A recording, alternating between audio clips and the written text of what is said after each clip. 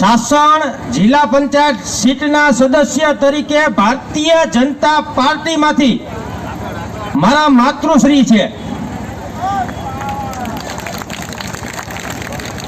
મેંદડા પણ ઇકોઝોનની જ્યારે મીટિંગ કરી હતી ત્યારે ભારતીય જનતા પાર્ટીમાંથી એકલો હું ખેડૂતોની સાથે ઊભો રહ્યો છું।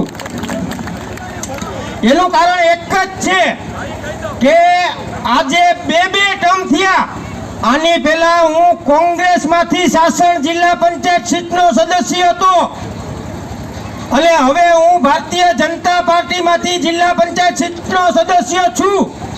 અને જો ગીરના ખેડૂતોને કાળો કાયદો સરકાર દ્વારા નાખવામાં આવે, લગાડવામાં આવે અને જો હું બહાર ન નીકળું તો મારો ગીરનો ખેડૂત માફ ન કરે, મારો ગીરનો માલધારી માફ ન કરે અને મારી ગીરની ભૂમિ માફ ન કરે। કોઈ ફિલ્ટર પ્લાન્ટ એવો નથી કે મને ફિલ્ટર કરી શકે। ભારતીય જનતા પાર્ટીને મને સસ્પેન્ડ કરવો હોય તો ભલે કરી દે,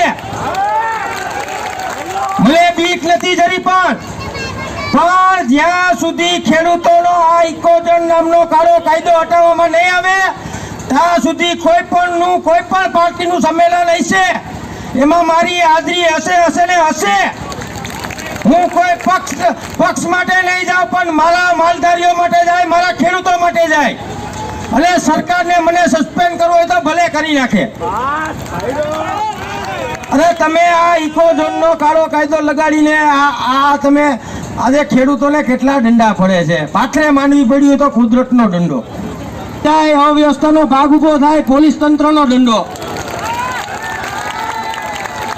આ દંડા જ ખાવાના છે અમારા ગીરના ખેડૂતોને।